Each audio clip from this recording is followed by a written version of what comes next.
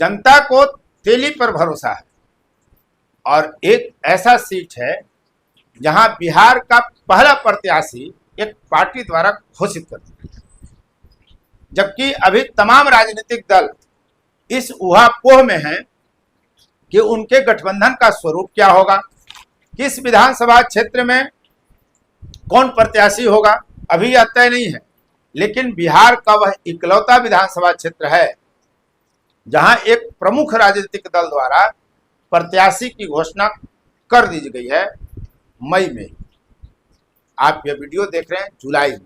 जी हाँ, आपका क्षेत्र, आपकी जाति का यह 10वां वीडियो आप देख रहे हैं और हम बात कर रहे हैं जाति की राजनीति की, राजनीति में जाति की औकात की। बिहार में 10 ऐसी जातियां हैं जो निर्णायक भूमिका में कहीं भी हैं, उनकी संख्या बल इसी तरह की है। हालांकि इसमें जो वैश्य जाति की हम बात करते हैं तो उसमें बिहार में बसने वाली लगभग 3 दर्जन वैश्यों की समेकित संख्या शामिल है। हम बात कर रहे हैं इस वीडियो में चिरैया की और फिर ढाका की बात करेंगे। चिरैया में पहला चुनाव 2010 में हुआ था।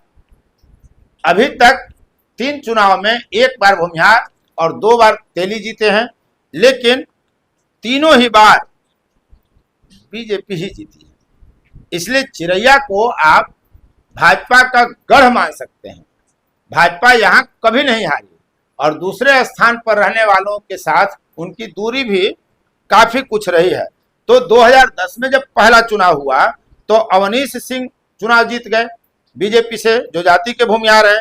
तब यहां राजद से लक्ष्मी नारायण प्रसाद यादव हार गए थे और 2015 और 2020 में लाल बाबू गुप्ता, जो जाति के तेली हैं, वो भाजपा का टिकट लेते हैं और चुनाव जीत जाते हैं। तब भी राजद के लक्ष्मी नारायण यादव 2015 में चुनाव हार जाते हैं और 2020 में राजद ने लक्ष्मी नारायण यादव की जगह अच्छे लाल यादव को कैंडिडेट बनाया, लेकिन वह भी चुनाव हार गए। यानी तीनों ही बार 2010, 2015 और 2020 के बिहार विधानसभा चुनाव में चिरैया विधानसभा क्षेत्र से राजद ने प्रत्याशी तो आजमाए, प्रत्याशी की सफलता नहीं होने पर बदल भी दिए। इसके बावजूद तीनों बार राजद चुनाव नहीं जीत सके।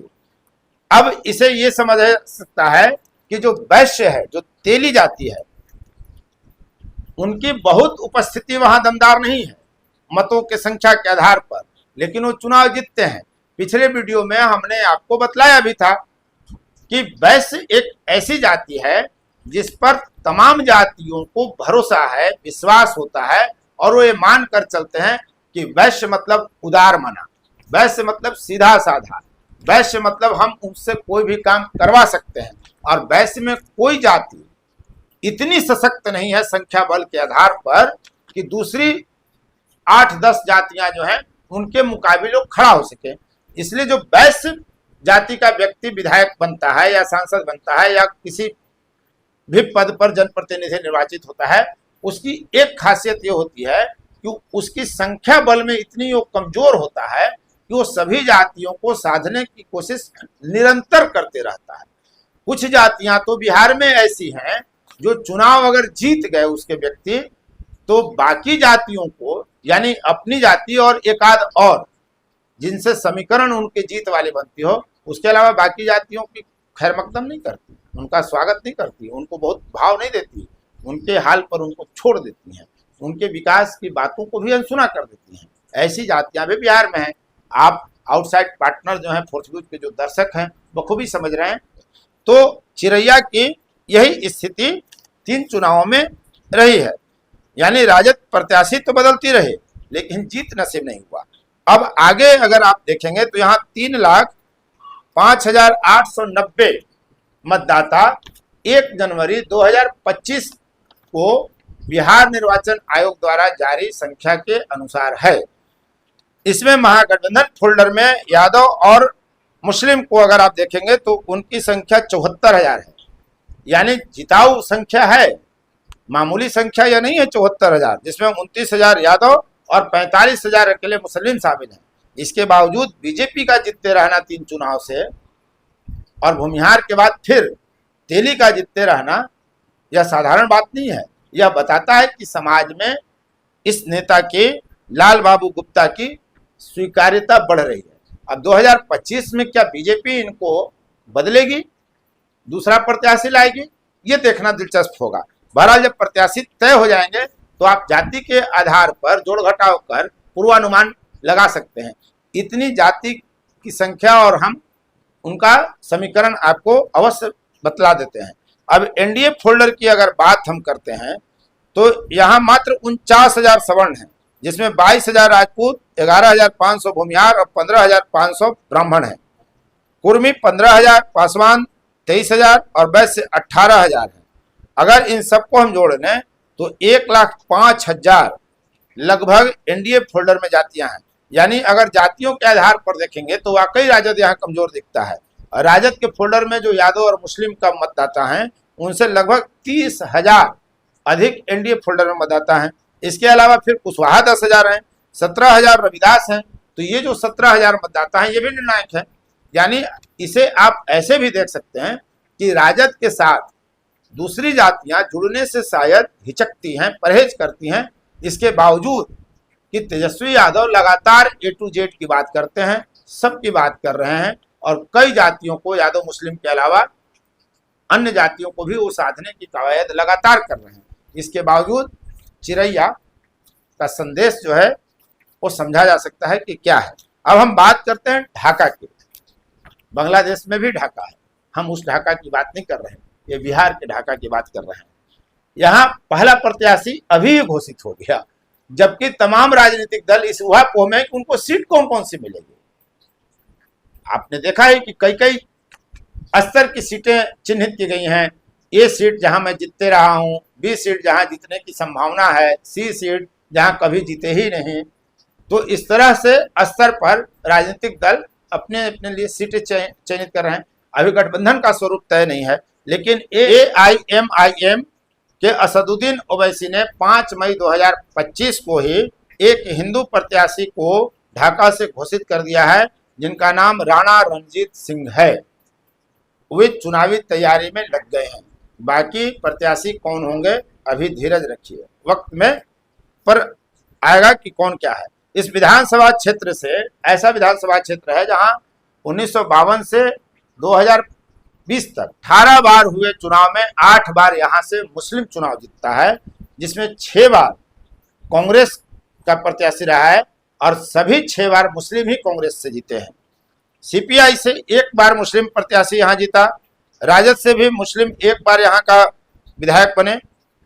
यानी अगर हम वर्तमान महागठबंधन का स्वरूप देखें जिसमें राजद, कांग्रेस और वाम दल हैं, तो उस हिसाब से ढाका सीट की जो सामाजिक संरचना है उसमें मुस्लिम कैंडिडेट के लगातार जीतने की संभावना है।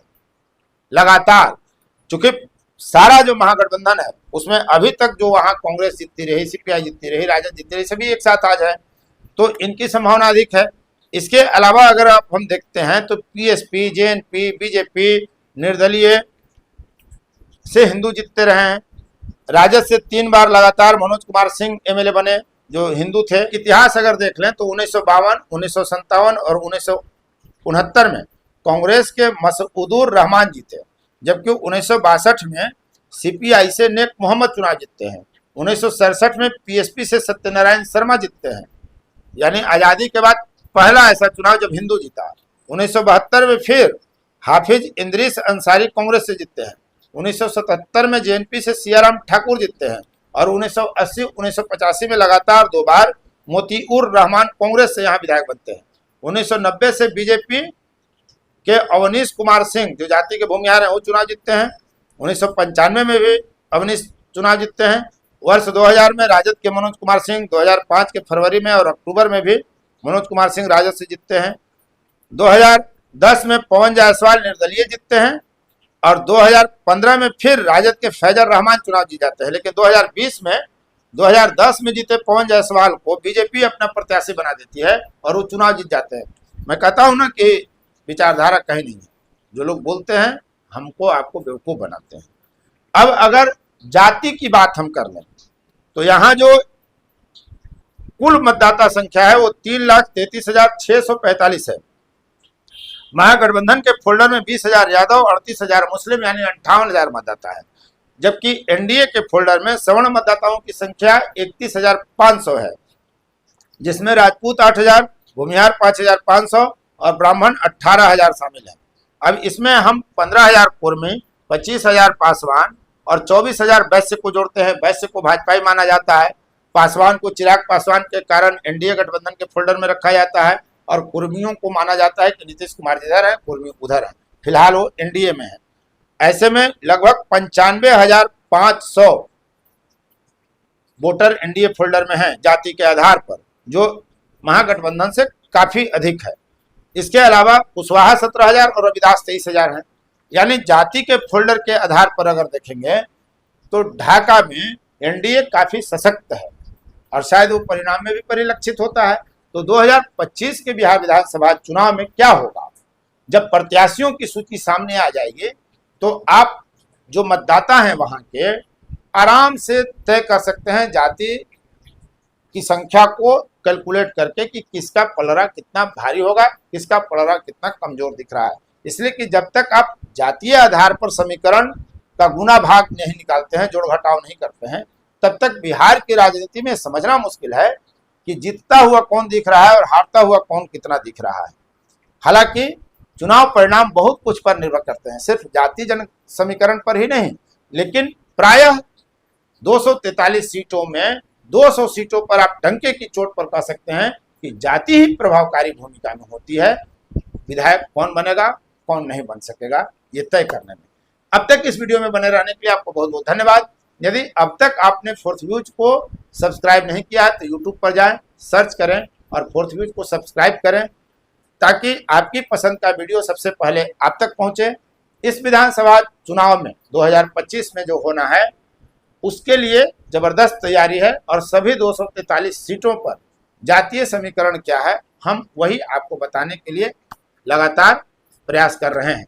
बहुत बहुत धन्यवाद। फोर्थ व्यूज, चौथा विचार, बाकी